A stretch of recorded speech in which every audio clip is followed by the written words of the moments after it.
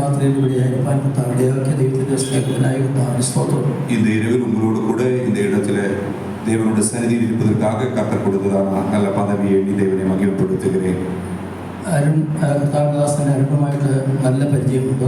കർത്തരുടെ ഊഴിയർ അരുണിടത്തില് എനിക്ക് നല്ല പഴക്കമുണ്ട്. പലപ്പോഴും എൻ്റെ പ്രസംഗങ്ങൾ അദ്ദേഹം ട്രാൻസ്ലേറ്റ് ചെയ്തിട്ടുണ്ട്. കർത്തർ ഊഴിയർ சொன்னதுപോലെ என்னுடைய செய்தியை പല നേരങ്ങളിൽ മൊഴിപെയർപ്പ് ചെയ്തതുണ്ട്. അവർ സൂക്ഷിക്കുന്ന സഭയിൽ പാർക്കുന്ന സ്ഥലത്ത് കിടന്ന് വന്ന് അവരോടൊപ്പമായി ഈ രാത്രിയിലെ ദൈവത്തെ ആരാധിക്കാനിടയാക്കി ഓർത്ത് കർത്താവിന് സ്തോത്രം. വിശേഷം അവർ ഊഴിയർ ചെയ്താണ് இந்த இடத்துல கடந்து வரவும் அவங்களோடு கூட இந்த நாளில் சில விடவும் கர்த்தர் கொடுத்த கிருபைகளை எண்ணி துதிக்கிறேன்.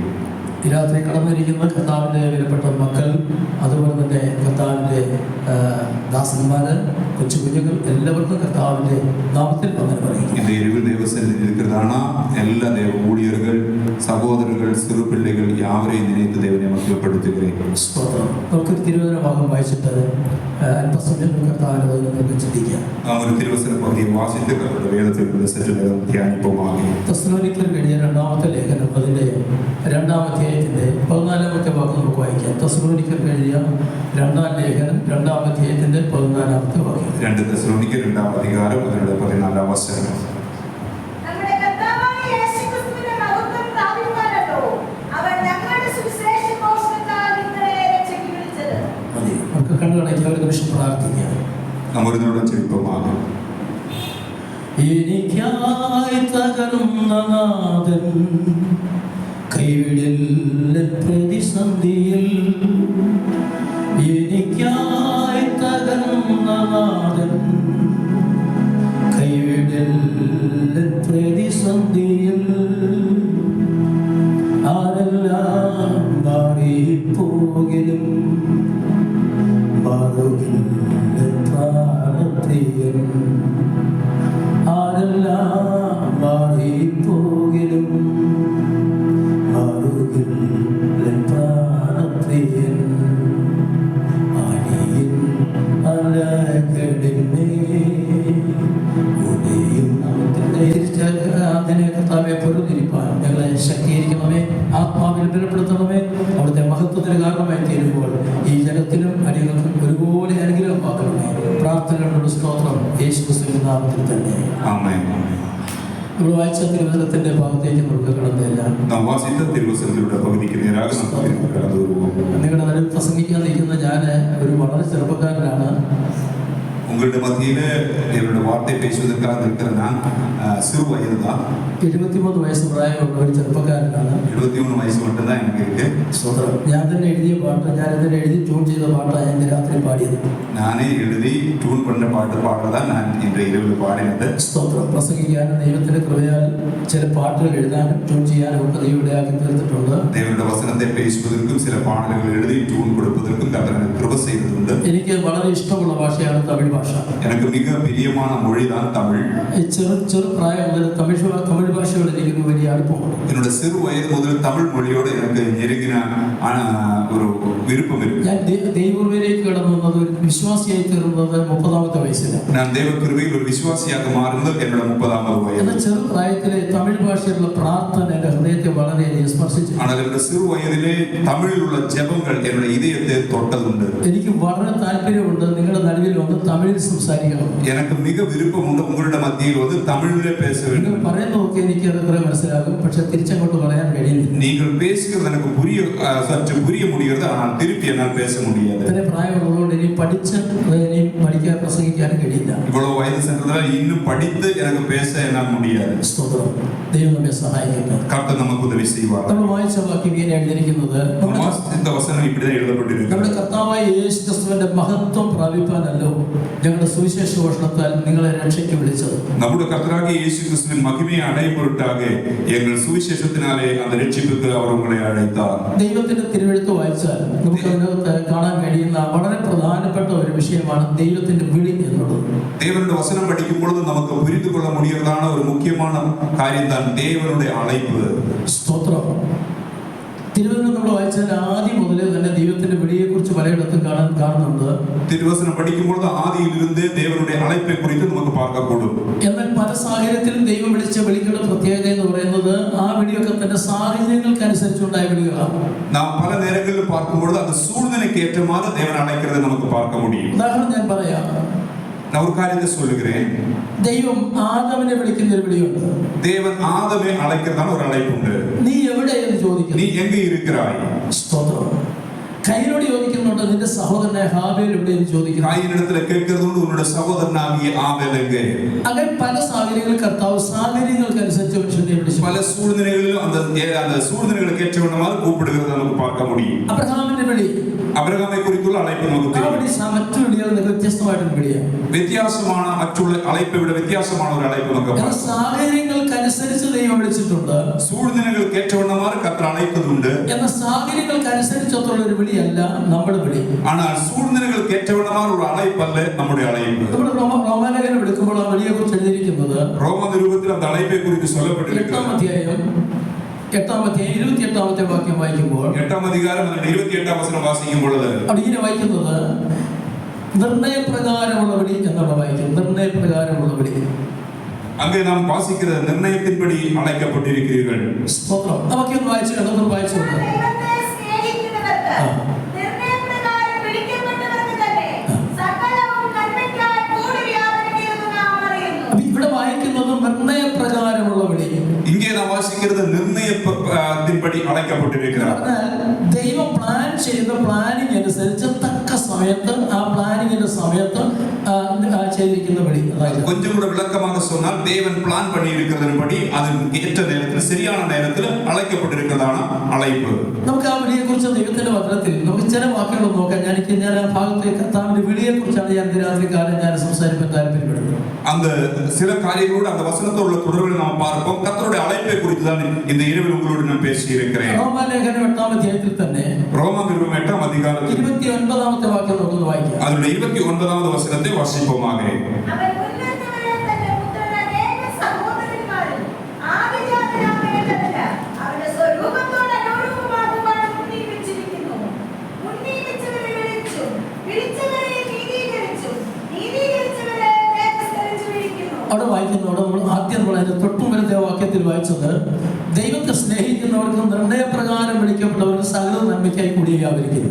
அங்கே நாம் முதல் வாசித்த தீர்மானத்தின்படி அழைக்கப்பட்டவர்களாய் தேவனிடத்து அன்பு கூறுகிறவர்களை அழைத்திருக்கிறார்.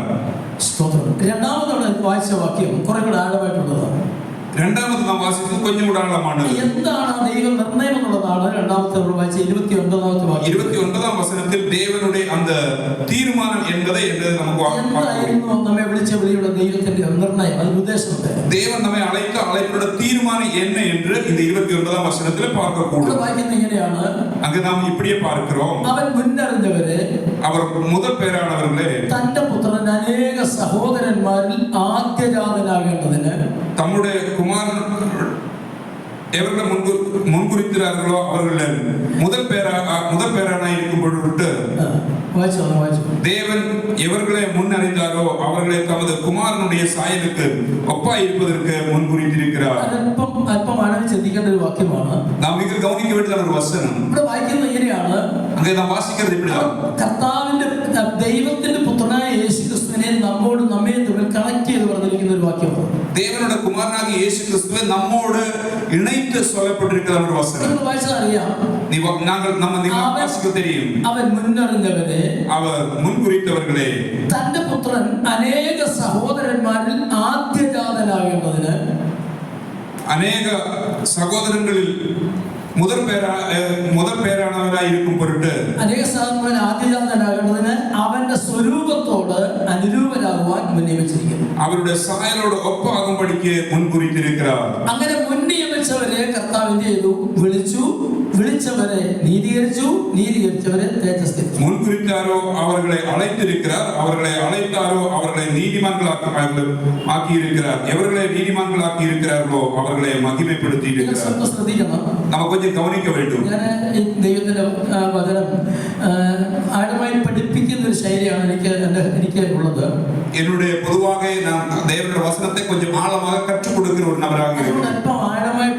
മെസ്സേജുകളെ എനിക്ക് സംസാരിക്കാൻ അറിയത്തുള്ളൂ. ஆனபடினா தேவனுடைய வசனத்துல கொஞ்சம் ஆழமான சிந்தனைகளை தான் எனக்கு பேச தெரியும். ഇത് ശ്രദ്ധിച്ചിരുന്നത് വളരെ അനുഗ്രഹമായിരിക്കും. நீங்கள் கவனத்தோடு இருந்தால் உங்களுக்கு அது ஆசீர்வாதமாக നമ്മൾ இருக்கும். വായിച്ച വാക്യത്തിൽ ദൈവത്തിന്റെ നിർണയപ്രകാരമുള്ള വിളി നമ്മൾ വായിക്കുന്നുണ്ട്. நாம் வாசித்த வசனத்துல தேவனுடைய தீர்மானத்தின்படி உள்ள அழைப்பை நாம் பார்க்கிறோம். നിർണയപ്രകാരമുള്ള വിളിയെക്കുറിച്ച് എഫേസ്യ ലേഖനത്തിൽ നമ്മൾ 1-ാം അധ്യായം അതിന്റെ 3-4 വാക്യങ്ങൾ വായിക്കുമ്പോൾ അതിന്റെ ആ നിർണയം എന്താണെന്ന് നിർണയിച്ചതിനെ കുറിച്ച് പറയും. தீர்மானத்தின்படி உள்ள அழைப்பை குறித்து 1-ாம் அதிகாரம் அதில் 3-4 வசனங்கள் வாசிக்கும்போது நமக்கு என்ன என்று புரியும்.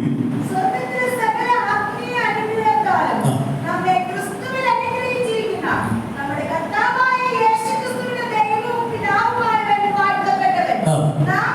നാം തന്റെ സന്നിധിയിൽ വിശുദ്ധരും നിഷ്കളങ്കരുമാകേണ്ടതിന് ലോക സ്ഥാപനത്തിന് മുമ്പേ നമ്മെ അവനെ തെരഞ്ഞെടുത്തു. അത് മതി. അങ്ങോട്ട് ഒരു വലിയ നീണ്ട ഒരു വാക്യമാണ്, ഞാനത് അഭാഗത്തേക്ക് കിടക്കുന്നില്ല. ഇവിടെ നോക്കുക. അപ്പൊ നിർണയപ്രകാരമുള്ള വിളി എന്നുള്ള പറയുമ്പോൾ അതെന്താണ് ചെയ്തത്, എന്നാണ് ആ നിർണയം നടത്തിയത്. தீர்மானத்தின்படி என்பதான அழைப்பை குறித்து பார்க்கும்போது அது தீர்மானம் எப்படி இருந்தது என்று நாம் அங்க பார்க்கிறோம். എന്താണ് അതിന്റെ നിയമനം, അതിന്റെ നിർണയം നടത്തിയെന്ന് പറയുമ്പോൾ തന്നെ அந்த தீர்மானத்தை குறித்து நாம் பார்க்கும் பொழுது റോമാലേഖനത്തിന്റെ 8-ാം അധ്യായത്തിന്റെ 29-ാമത്തെ വാക്യത്തിൽ വായിച്ചു, എന്തിനു വേണ്ടി നമ്മെ നിർണയിച്ചു. ரோமானியர் 8-ாம் அதிகாரம் 29-ாம் வசனத்தில் நாம் வாசித்தோம், எதற்காக நம்மை அழைத்தார். നമ്മൾ വായിച്ച കുറിവാക്യം നിങ്ങളുടെ മനസ്സിനകത്ത് ഓർക്കുന്നുണ്ടോ? நாம் வாசித்த அந்த முதல் வசனத்தை உங்களுக்கு ஞாபகம் இருக்கிறதா? നിങ്ങൾക്ക് ഓർത്തുകയെന്ന് പറയാം, എന്തിനാ അവളെ വിളിച്ചത് നമ്മൾ വായിക്കുന്നുണ്ട്.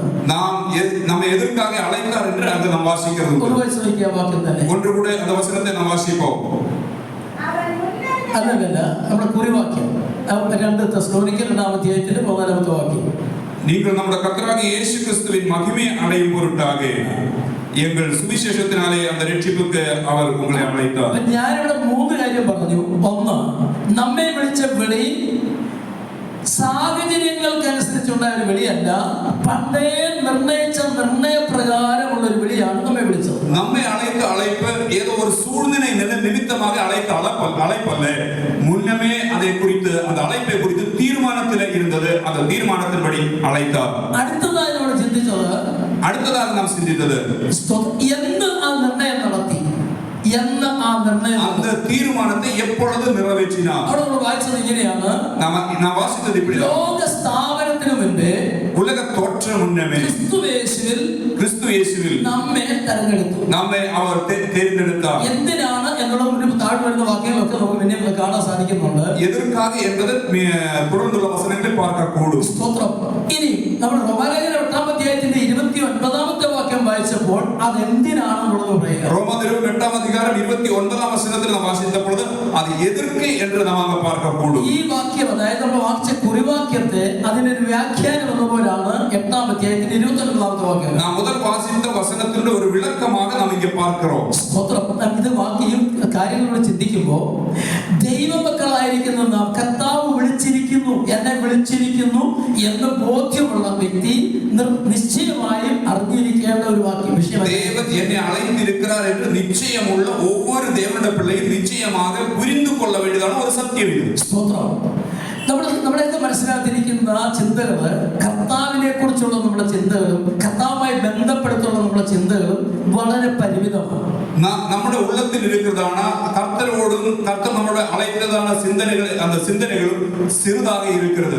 കാരണം നമുക്കൊരു പ്രാപ്തിയുണ്ട്, നമുക്ക് അത് പുരിந்து കൊള്ളக்கூடிய ഒരു പ്രാപ്തി இருக்கிறது. കാര്യങ്ങൾ ഗ്രഹിക്കാൻ ഒരു പ്രാപ്തിയുണ്ട്, നമുക്ക് ചില കാര്യങ്ങളെ പുരിந்து കൊള്ളുന്നതിനുള്ള ഒരു തന്മയുണ്ട്, നമുക്കൊരു പ്രാപ്തിയുണ്ട്, നമുക്കൊരു കഴിവുണ്ട്, നമുക്ക് അതற்கേറ്റതാണ് ഒരു തകുതി இருக்கிறது. ചുരുക്കി പറഞ്ഞാൽ നമുക്ക് നമ്മുടെ പ്രാപ്തിക്ക് അനുസരിച്ചും നമ്മുടെ കഴിവിനനുസരിച്ചും മാത്രമേ ഇങ്ങനെയുള്ള കാര്യങ്ങളെ ഗ്രഹിക്കാൻ പറ്റൂ. നമ്മുടെ തിറനക്കും തിറമയ്ക്കേറ്റവണ്ണമാർ மட்டும்தான் ചില കാര്യങ്ങളെ നമുക്ക് പുരിந்து കൊള്ളക്കൂടും. സ്തോത്രം.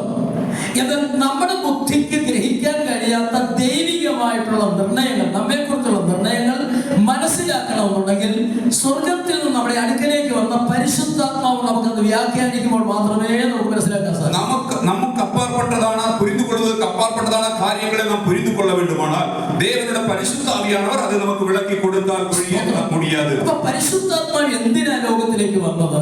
പരിശുദ്ധ ആവിയാനവർ എதற்காக இந்த உலகத்திற்கு வந்தார்? ഒരുപാട് കാര്യങ്ങൾ പറയുന്നുണ്ട്, நிறைய കാര്യങ്ങൾ சொல்லுவதுണ്ട്. അതിൽ ഒരു കാര്യം ഞാൻ ഓർപ്പിക്കാം. അതിൽ ഒരു കാര്യത്തെ നിങ്ങൾക്ക് നിലവുപെടുത്തുക. എന്തിനാണ് പരിശുദ്ധ പരിശുദ്ധാത്മാവിനെ നമുക്ക് തന്നത്. പരിശുദ്ധ ആവിയാണവരെ എതിർക്കാക നമുക്ക് കൊടുത്താർ. 1 കൊരിന്ത്യർ 2-ാം അധ്യായത്തിന്റെ 12-ാമത്തെ വാക്യം വായിക്കാം. 1 കൊരിന്ത്യർ 2-ാം അധ്യായത്തിന്റെ 12-ാം വചനം.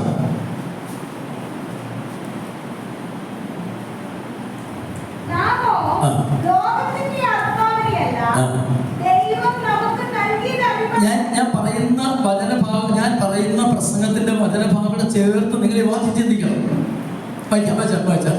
ദൈവം നമുക്ക് നൽകിയത് അറിവാനായി. കണ്ടോ, അവിടെ ആ വാക്യം ഇങ്ങനെ എഴുതിയിരിക്കുന്നത്, നാമോ ലോകത്തിന്റെ ആത്മാവിനെ അല്ല ദൈവം നമുക്ക് നൽകിയത് അറിവാനായി ദൈവത്തിൽ നിന്നുള്ള ആത്മാവിനെ അത്രയും നാം പ്രാപിച്ചത്.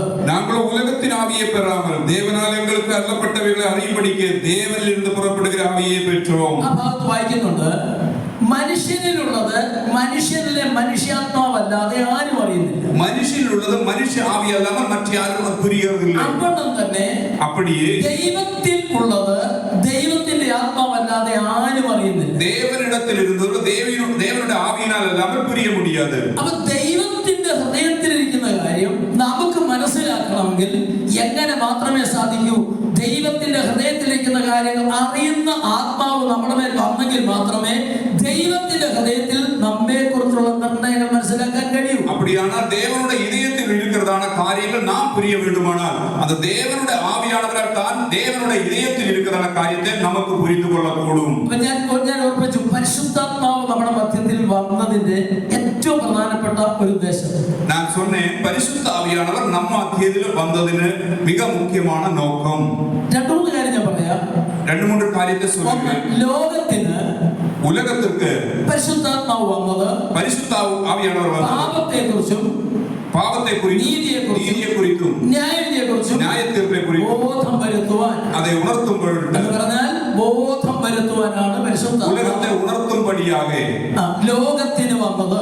അവർ ഉലകത്തിற்கு വந்தார். സ്തോത്രം. എന്നാൽ നമുക്ക് വന്ന ബോധം പ്രാപിച്ച നമുക്ക് വന്നത് എന്തിനാണെന്ന് അറിയാമോ? ஆனால் உணர்வு பெற்ற നമുക്കുള്ള വന്നത് എതിർക്കണം தெரியுமா? എന്തിനാണെന്നറിയാമോ? നമ്മെ സകല സത്യത്തിലും വഴി നടത്തുവാൻ, നമ്മെ സകല സത്യത്തിലും വഴി നടത്തും പൊരുട്ടാക. ദൈവത്തിന്റെ തിരുഹൃദയത്തിൽ നമ്മെ കുറിച്ചുള്ളതാകുന്ന ഇഷ്ടം എന്താണ് അത് നമ്മെ മനസ്സിലാക്കി തരാൻ. ദേവനുടെ ഹൃദയത്തിൽ നമ്മെ കുറിച്ചുള്ളതാണ് സിദ്ധ എന്ന് അത് നമുക്ക് പുരിയും പൊരുട്ടാകവേ മനസ്സിലാക്കി തരാം. മനസ്സിലാക്കി തരാം. உங்களுக்கு புரியறதுக்காக இன்னும் சொல்லுகிறேன். ഇവിടെ രണ്ട് ഫോൺ വിളിപ്പിട്ടുണ്ട്. ഇங்கே 2 ഫോൺ ഇരിക്കുന്നത്. ഈ ഫോണിനകത്ത് ഒരു സംവിധാനമുണ്ട്, ഇതിനകത്ത് ഒരു സിസ്റ്റം ഉണ്ട്, ബ്ലൂടൂത്ത് എന്ന് പറയുന്ന സിസ്റ്റം ഉണ്ട്. இந்த ഫോണുக்குள்ள ബ്ലൂടൂത്ത് എന്നതാണ് ഒരു സിസ്റ്റം ഇരിക്കുന്നത്. ഞാൻ അതിനെ പറഞ്ഞു മനസ്സിലാക്കണം. ഞാൻ കാര്യം പറയാൻ വേണ്ടി அது உங்களுக்கு சொல்லி புரிய வைக்க வேண்டிய தேவையில்லை. ஒரு காரியத்தை புரியுதுக்காக சொல்கிறேன். ഈ ഫോണിൽ നിന്ന് മറ്റൊന്നിലേക്ക് ഒരു കാര്യം ഒന്ന് പകർത്തണമെങ്കിൽ இந்த ഒരു ഫോണിൽ ഇருந்து മറ്റേ ഫോണിലേക്ക് ഒരു കാര്യത്തെ പകരം വേണ്ടുമാണെങ്കിൽ നാം ഒരുത്തരും അറിയാതെ ആ സിസ്റ്റം ഓൺ ചെയ്ത് വെച്ച് കഴിഞ്ഞ് കുറെ കഴിയുമ്പോൾ ഇതിനകത്തുള്ളത് മുഴുവൻ അതിനകത്ത് വരും. அந்த சிஸ்டம் ரெண்டுமே ஆன் பண்ணி வைத்தால் அது அதிலிருந்து மற்றதில பகரப்படும். എന്താ കാരണം അറിയാമോ? കാരണം എന്താണെന്ന് தெரியுமா? ഇതിങ്ങനെ ഒന്നിന്ന് മറ്റൊന്നിലേക്ക് പകർത്താനുള്ള ഇലക്ട്രോണിക്സിന്റെ വേവ് വഴിയുള്ള അതിനുള്ള സംവിധാനം ഇവിടെ ക്രമീകരിച്ചിട്ടുണ്ട്. അതിൽ ഒന്നിലിരുന്ന് മറ്റൊന്നിലേക്ക് അത് പെരുവதற்கான ഇലക്ട്രോണിക് സംവിധാനം അതിൽക്കുള്ളേ തയ്യാറാക്കപ്പെട്ടിരിക്കുന്നു. അങ്ങനെയാണ് ഇലക്ട്രോണിക് സംവിധാനം കൊണ്ട് കാണാൻ കഴിയാത്തതായ ഒരു കാര്യം ഈ 2 ഫോൺ തമ്മിൽ നടക്കുന്നെങ്കിൽ നമ്മുടെ കണ്ണുകൾക്ക് കാണാൻ முடியாததான ഒരു കാര്യം இந்த 2 ഫോണുക്കുള്ള നടക്കുന്നതാണ്. അത് ചെയ്യുന്നത് എന്താണെന്നറിയാം? ഇലക്ട്രോണിക് സംവിധാനത്തിലാണ് ചെയ്യുന്നത്. അത് ഇലക്ട്രോണിക് സംവിധാനത്തിൽ അത് ചെയ്യപ്പെടുகிறது. അങ്ങനെയാണെങ്കിൽ அப்படிയാണ് മനുഷ്യന്റെ ബുദ്ധി കൊണ്ട് കണ്ടുപിടിച്ച ഈ കാര്യങ്ങളിൽ നടക്കുന്നെങ്കിൽ മനുഷ്യന്റെ ബുദ്ധിയിനാൽ കണ്ടുപിടിക്കപ്പെട്ട இந்த കാര്യത്തിലുള്ള இப்படி നടക്കുന്നുണ്ട്. ഈ ബുദ്ധിയുള്ള ഈ മനുഷ്യനെ നിർമ്മിച്ച സർവശക്തനായ ദൈവത്തിന് തന്റെ ഹൃദയത്തിലിരിക്കുന്ന കാര്യം അറിയാൻ വേണ്ടി തന്നിരിക്കുന്ന സംവിധാനമാണ് പരിശുദ്ധാത്മാവ്. இந்த புத்தியுள்ள மனுஷனுக்கு தேவனுடைய இதயத்திலுள்ளதான காரியத்தை அவன் புரிந்து கொள்வதற்காக ஏற்படுத்தப்பட்டிருக்கிறதான സംവിധാനം தான் தேவனுடைய ஆவியானவர். പരിശുദ്ധാത്മാവ് നമ്മുടെ നടുവിൽ വരുന്നത് അന്യഭാഷ പറയാൻ വേണ്ടി മാത്രമല്ല. പരിശുദ്ധ ആവിയാനവർ நம்ம மத்தியில வருகிறது நாம் അന്യ ഭാഷയിൽ பேசுகிறதுக்காக மட்டுமல்ல. പരിശുദ്ധാത്മാവ് വന്നാൽ നിശ്ചയമായും അന്യഭാഷയിൽ സംസാരിക്കും. പരിശുദ്ധ ആവിയാനവർ ഒരുവൻ മേൽ വരുമ്പോൾ അവൻ അന്യ ഭാഷയിൽ പേശും. അതിന് 2 പ്രധാന ഗുണങ്ങളുണ്ട്. അതിന് 2 പ്രധാന മുഖ്യത്വങ്ങളുണ്ട്. ഒന്ന്, അവൻ ദൈവത്തോട് സംസാരിക്കുന്നു. അവൻ ദേവനോട് പേശുகிறாൻ. തനിക്ക് തന്നെ ആത്മീയ വർധന വരുത്തുന്നു. തനക്കുള്ളേ ആവിക്കുറിയതാണ് മുന്നേറ്റം ഉണ്ടാക്കുന്നത്. സർവശക്തനായ ദൈവത്തോട് സംസാരിക്കാനായിട്ട് നമുക്ക് ദൈവം തന്നിരിക്കുന്ന ദാനമാണ്. നാം ദൈവത്തോട് സംസാരിക്കുന്നു എന്ന് നമുക്ക് ബോധ്യം വരുത്തുന്ന, ഉറപ്പ് വരുത്തുന്ന ദൈവിക ദാനമാണ് അന്യഭാഷ. നാം ദേവനോട് പേശുகிறார் என்பதற்கு நம்மிடத்தில் நாம் உறுதிப்படுகிறதான ஒரு സംവിധാനം தான் அதுக்கு கொடுக்கப்பட்டிருக்கிறதான் பரிசுத்த ஆவியானவர். അതായത് ദൈവമായിട്ടുള്ള നമ്മുടെ കമ്മ്യൂണിക്കേഷൻ നടക്കാൻ തന്നിരിക്കുന്ന ഭാഷയാണ് അന്യഭാഷ. അത് പരിശുദ്ധാത്മാവിനാൽ മാത്രമേ ലഭിക്കൂ. ദേവനോടുള്ള നമ്മുടെ കമ്മ്യൂണിക്കേഷൻ നടപ്പதற்காக കൊടുക്കപ്പെട്ടിരിക്കുന്ന മൊഴിதான் അന്യ ഭാഷ. അത് പരിശുദ്ധ ആവിയാനവരാൽ നമുക്ക് കൊടുക്കപ്പെട്ടിരിക്കുന്നു. രാത്രി പരിശുദ്ധാത്മാവിനെ പ്രാപിച്ച ദൈവജന കരമുയർത്തി ദൈവത്തിന് സ്തോത്രം ചെയ്യുന്നു. പരിശുദ്ധ ആവിയാനവരെ പെറ്റ ദൈവജനങ്ങൾ കരങ്ങൾ ഉയർത്തി ഹല്ലേലൂയ சொல்லுமாக. ഇവിടെ അന്യഭാഷയിൽ സംസാരിച്ചപ്പോൾ, നിങ്ങൾ ഇങ്ങനെ അന്യഭാഷയിൽ പേശുമ്പോൾ ഒരു കാര്യം നീ ആരോട് സംസാരിക്കുക? ഒരു കാര്യം നീங்க யாரிடத்தில் பேசுகிறீர்கள்? കണ്ടുകൊണ്ട് കാണാൻ കഴിയാത്ത അദൃശ്യനായ ദൈവത്തോട്, ഉങ്ങളുടെ കണ്ണുകളാൽ കാണാൻ முடியாததான വല്ലമയുള്ള ദേവനിടത്തിൽ, അത്യുന്നത സ്വർഗ്ഗാദി സ്വർഗ്ഗങ്ങളിൽ അധിവസിക്കുന്ന സിംഹാസനത്തിലായിരിക്കുന്ന മഹാരാജാതിരാജാവ് കർത്താതി കർത്താവുമായിരിക്കുന്ന മഹാദൈവത്തോട്, ഉന്നതങ്ങളിൽ വാസമായിരിക്കുന്ന മഹാ ഉന്നത രാജാവിനിടത്തിൽ അതിശക്തന്മാരായ ദൈവത്തിന്റെ ദൂതന്മാർ അവർ ഭയന്നിട്ട് രണ്ട് ചെന്ന കൊണ്ട് മുഖം മൂടി, രണ്ട് ചെന്ന കൊണ്ട് പാദം മറച്ച്, രണ്ട് ചെന്ന കൊണ്ട് പറന്നു നിന്നുകൊണ്ട് സൈന്യങ്ങളോ പരിശുദ്ധൻ പരിശുദ്ധൻ പരിശുദ്ധൻ എന്നർത്ഥിക്കുന്ന മഹാദൈവത്തോട് കമ്മ്യൂണിക്കേഷൻ നടത്താൻ സ്വർഗസ്ഥനായ ദൈവം നിനക്ക് തന്നിരിക്കുന്ന ദാനമാണ് ഈ അന്യഭാഷ. ബലവാന്കളാകിയ ദേവദൂതர்கள் നിന്നുകൊണ്ട് പാടി ആരാധിക്കുന്നതാണ് ദേവനെ ആരാധിപ്പதற்கு, അവരിടത്തിൽ പേശുவதற்கு ഉനക്ക് കൊടുക്കപ്പെട്ടിരിക്കുന്നതാണ് സംവിധാനം தான் ദേവനുടെ പരിശുദ്ധ ആവിയാനവർ. ഹല്ലേലൂയ, ആമേൻ. നീ അന്യഭാഷയിൽ കർത്താവിനോട് പറയുമ്പോൾ ലോകത്തിലൊരുത്തൻ ആത്മാവ് വിവേചിച്ചു കൊടുക്കാതെ, വ്യാഖ്യാനിച്ചു കൊടുക്കാതെ, ലോകത്തൊരുത്തനും നീ എന്തോ പറയുന്നത് അറിയത്തില്ല. പരിശുദ്ധ ആവിയാനവരാൽ നീ ദേവനിടത്തിൽ പേശുമ്പോൾ இந்த உலகத்தில் ഒരുത്തനും അരുളപ്പാട് ലഭിക്കാതെ, വ്യാഖ്യാനം கிடைக்காத മറ്റൊരുവർ ഇല്ലാமல் അത് മറ്റാർക്കും പുരിയ முடியாது. എത്ര വലിയ സ്നേഹമാണ് ദൈവം തന്നിരിക്കുന്നത്. എത്ര വലിയ സ്നേഹമാണ് ദൈവം. ദേവൻ നമുക്ക് കരുണ അൻപ് എவ்வளவு பெரியது. Hallelujah, hallelujah. ഞാൻ പറഞ്ഞു വരാൻ ഒത്തിരി പോകും. நான் இப்படி சொன்னா நிறைய நேரம் എനിക്ക് എന്റെ ഹൃദയത്തിനകത്ത് വചനം എന്ന് പറയുന്നത് എന്റെ ജീവിതത്തിന്റെ ജീവൻ. என்னுடைய இதயத்திற்குள்ளே இந்த வசனமானது எனக்கு ஜீவனாக இருக்கிறது. വചനത്തിനകത്തേക്ക് എന്റെ ഹൃദയത്തെ ദൈവം ഒന്ന് പ്രവേശിപ്പിച്ചു കഴിഞ്ഞാൽ ഞാനൊരു പ്രാർത്ഥനയെ പോലെയാണ്. വചനം எனக்குள்ளே പ്രകാശിക്കാൻ തുടങ്ങുമ്പോൾ ഞാൻ ഒരു പൈത്യക്കാരനെ പോലെ മാറും. കാരണം പറഞ്ഞാൽ അത്രമാത്രം ഇത് അകത്ത് ആനന്ദം പകരുന്നതാണ്. ഏനെന്നാൽ അത് അவ்வளவு ആഴത്തിൽ என்னுடைய இதயത്തിൽ. ഞാൻ പറയാം, ഞാൻ ഏത് മെച്ചമായ ആഹാരം കഴിച്ചാലും എന്റെ ശരീരത്തിന് മാത്രം അതിന്റെ ഒരു ഭാഗം പ്രയോജനപ്പെടും. ഞാൻ എவ்வளவு മേന്മയാണ് ഉണവ് സാപ്പിട്ടാലും என்னோட ശരീരത്തിന്റെ ഒരു പകുതിക്ക് மட்டும்தான் അത് അതിന്റെ പ്രയോജനം. ദൈവവചനമെന്ന ദൈവം തരുന്ന ജീവന്റെ അപ്പമാകുന്ന ദൈവത്തിന്റെ വചനം അത് ഞാൻ ഭക്ഷിക്കുമ്പോൾ, ജീവനുടെ അപ്പമാകിയ ദൈവനുടെ വാർത്തയെ ഞാൻ ഉണ്ണുമ്പോൾ ഒന്നാമത് എന്റെ ആത്മാവിൽ, രണ്ടാമത് എന്റെ പ്രാണനിൽ, മൂന്നാമത് എന്റെ ശരീരത്തിൽ അതിന്റെ സ്തോത്രം നന്മകൾ അനുഭവിക്കുക. എന്റെ ആവിയിലും എന്റെ ആത്മാവിലും എന്റെ ശരീരത്തിലും അതിനുള്ള നന്മകളെ എനിക്ക് പെരക്കൂടും. ഹല്ലേലൂയ, ആമേൻ. അപ്പോൾ ദൈവത്തിന്റെ വചനത്തിന്റെ പ്രത്യേകത, നമ്മൾ ഈ വചനം കേൾക്കുമ്പോൾ നിങ്ങൾ വചനം വിശ്വസിച്ചാൽ വചനത്തിന്റെ ഒരു പ്രത്യേകത ഞാൻ പറയാം. ഈ വചനത്തിന്റെ പ്രത്യേകത എന്ന് പറഞ്ഞാൽ എന്തറിഞ്ഞ് ചെയ്യുന്നു അത് സംഭവിക്കേണ്ടതിന് വേണ്ടി വ്യാപരിക്കുന്നത് ദൈവത്തിന്റെ വചനത്തിന്റെ വിശേഷം എന്നവെന്നാൽ அந்த வசனம் என்ன நினைக்கிறதோ அது செய்வதற்காக அது அதனுடைய கிரியைகளை நடப்பிக்கிறதாக. ഹല്ലേലൂയ.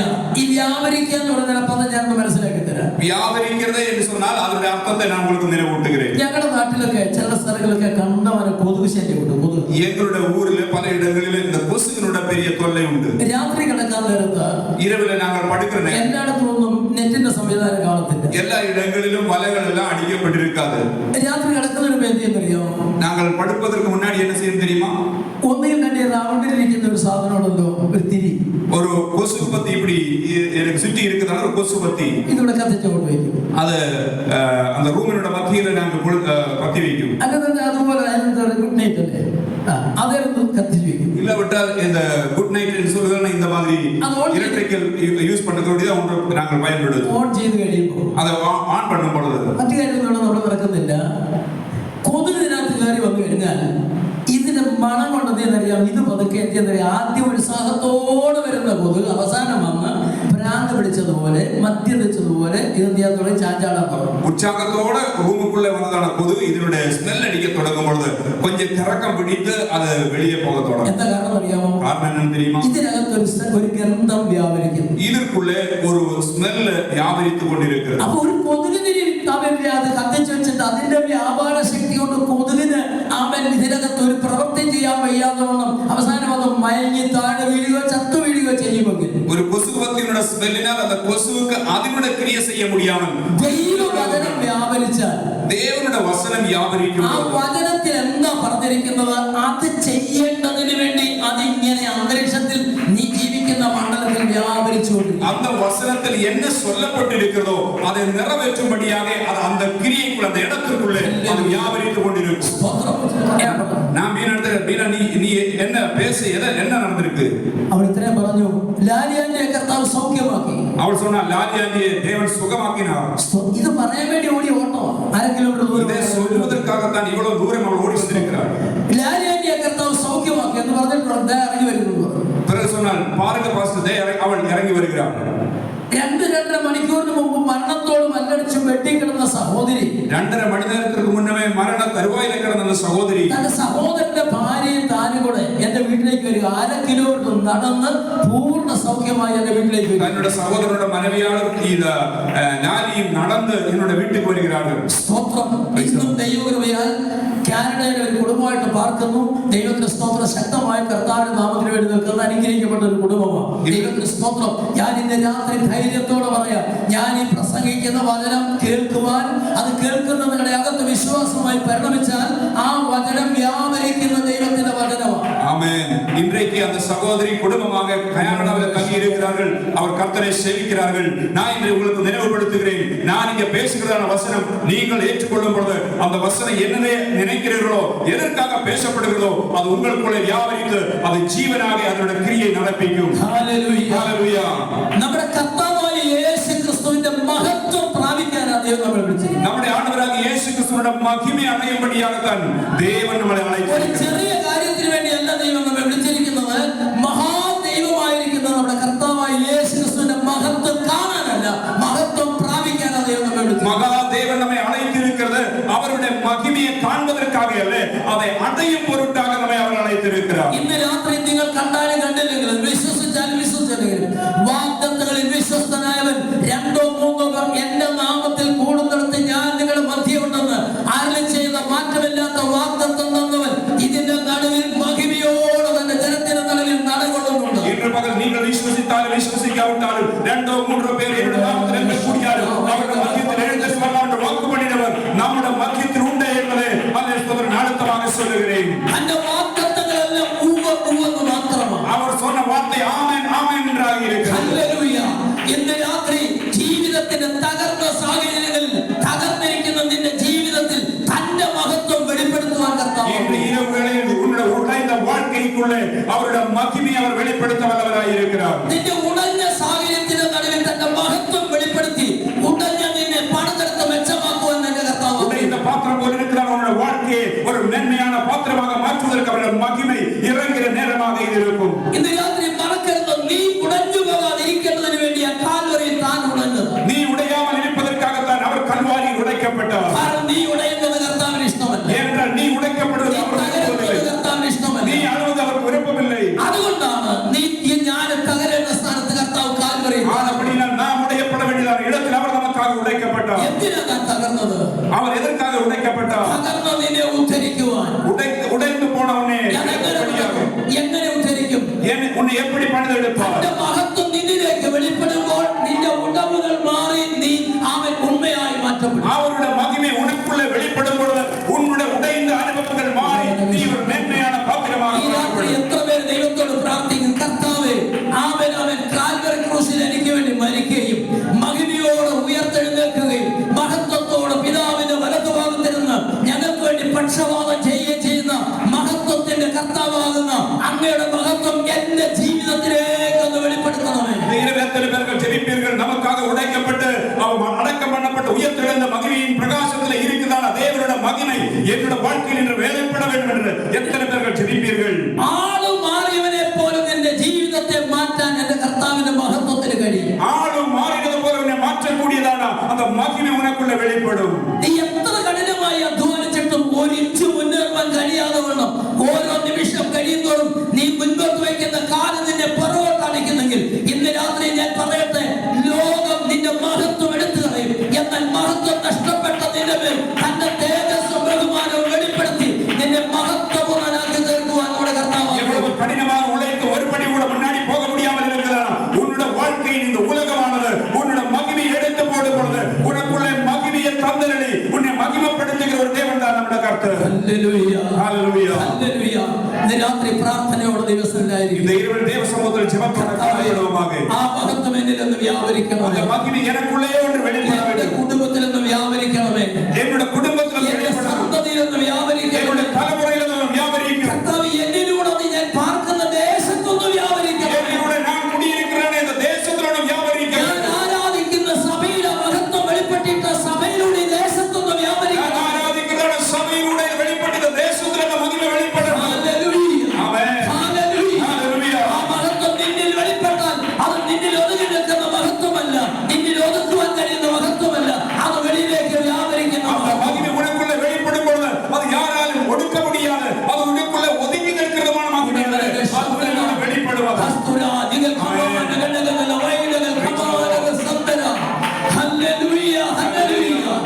കർത്താവായ യേശു ക്രിസ്തു ഉയർത്തെഴുന്നേറ്റതിനു ശേഷം ஆண்டவராக இயேசு கிறிஸ்து உயர்த்தெழுந்த பிறகு അവൻ കർത്താവ് പോയി ചെന്ന് കർത്താവ് വാങ്ങരുത് പറഞ്ഞു, அவர் உயர்த்தெழும் பொழுது சொன்னார், നിങ്ങൾ കാത്തിരിക്കണം. நீங்கள் കാത്തിருக்க வேண்டும். എന്തിനാ കാത്തിരിക്കുന്നു? எதற்காக காத்திருக்க வேண்டும்? പിതാവ് വാഗ്ദത്തം ചെയ്തതിനെ ഞാൻ നിങ്ങളുടെ മേൽ അയക്കും. பிதா வாக்கு பண்ணதை நான் உங்கள் மேல் அனுப்புவேன். അവൻ നിങ്ങളുടെ മേൽ ആ വാഗ്ദത്തം വന്നു കഴിഞ്ഞാൽ உங்களுக்குள்ள இந்த வாக்குத்தத்தம் வரும் பொழுது നിങ്ങളെ അടക്കിയിരുത്തത്തില്ല, നിങ്ങളെ അടക്കിയിരുത്തത്തില്ല. உங்களை அடங்கி இருக்க விடாது. ഒന്നാമത് നിങ്ങൾ യെരൂശലേമിൽ പാർക്കുന്നിടത്ത് നിങ്ങൾ സാക്ഷിയാകും. ஒன்றாவது நீங்கள் குடியிருக்கிற எருசலேமில் நீங்கள் சாட்சியாவீர்கள். യഹൂദയിൽ നിങ്ങൾ സാക്ഷിയാകും. யூதேயில் நீங்கள் சாட்சியாவீர்கள். അവൻ ശമരിയിൽ നിങ്ങൾ സാക്ഷിയാകും. நீங்கள் சமரியாவில் അതുകൊണ്ട് சாட்சியாவீர்கள். നിൽക്കാതെ വണ്ണം അവൻ നിന്റെ മേൽ വെളിപ്പെടുന്ന ദൈവമഹത്വം നിന്നെ അവിടെ കൊണ്ട് നിർത്താതെ വണ്ണം ലോകം മുഴുവനും നിന്റെ സാക്ഷിയാകും. அது முடிந்து விடாமல் அந்த மகிமையானது உலகம் முழுவதும் அந்த மகிமை உன்னில் வெளிப்படும். ഹല്ലേലൂയ. ആമേൻ. ഒരുവനിൽ എന്റെ ദൈവത്തിന്റെ മഹത്വം വെളിപ്പെട്ടാൽ ஒருவரில் தேவனுடைய மகிமை வெளிப்படும் അവൻ பொழுது നിന്നിൽ അത് ഒടുങ്ങി നിൽക്കത്തില്ല, அது உனக்குள்ளே നിന്നിൽ അത് ഒതുങ്ങി നിൽക്കത്തില്ല.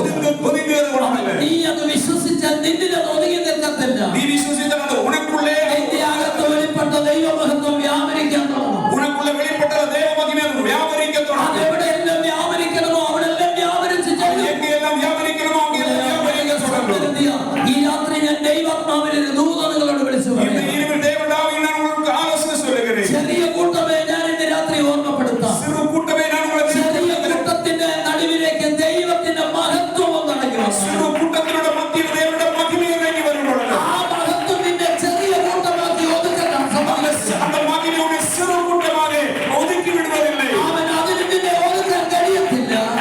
அந்த மகிமை உனக்குள்ள ஒதுங்கி இருக்க முடியாது. നിന്നിലൂടെ ആ മഹത്വം വ്യാപരിച്ചാൽ ഉടവരുടെ ശബ്ദരതിയ കത്തിച്ചു വെക്കുന്ന ഒരു വിളക്കിൽ നിന്നും വെളിച്ചം അവൻ വ്യാപരിക്കുന്നത് പോലെ ദൈവമഹത്വം നിന്നിലേക്ക് വ്യാപരിച്ചു കഴിഞ്ഞാൽ ഇരുട്ടിന്റെ മണ്ഡലങ്ങളെ മുഴുവനും കീഴ്പ്പെടുത്തുന്ന അത് സത്യപ്രകാശമായി വ്യാപരിക്കുന്നു. மகிமை உனக்குள்ள வெளிப்படும் பொழுது ஒரு விளக்கு பிரகாசிக்கிறது போல பிரகாசம் இருக்கிற எல்லா இடங்களிலும் அது பிரகாசிக்கிறது.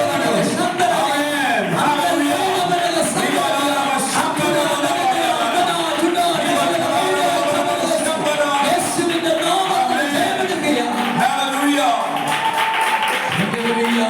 Praise the Lord. ഒരു ലൈറ്റ് കത്തിയിരിക്കുന്നത്, ഒരു ലൈറ്റ് കത്തിയിരിക്കുന്നത്, ஒரு லைட் எரியுது என்று பார்த்துக்கோங்க. അത് കത്തുന്ന സമയം വരെ ലൈറ്റ് കിടന്നു പറഞ്ഞ സൂക്ഷിച്ചു നോക്കിയാലേ കാണത്തുള്ളൂ. அந்த லைட் எரியுது வரைக்கும் அதை நம்ம கவனமாக பார்த்தா தான் ஒரு லைட் இருக்கிறது நமக்கு தெரியும். ഒരു പക്ഷെ അവിടെ കണ്ടൊന്നും വരത്തില്ല. ஆனா ஒருவேளை நமக்கு பார்க்க கூட முடியாமல் போகலாம். പക്ഷെ കത്തി കഴിഞ്ഞാൽ അതിനെ കാണാൻ പ്രത്യേകമായ പദ്ധതി ഒന്നും വേണ്ട. ஆனால் அது எரிய தொடங்கும் பொழுது அதை பார்ப்பதற்காக விசேஷமான எந்த விதமான தேவையில்லை. എന്തിനാ കത്തിയെന്നറിയാമോ?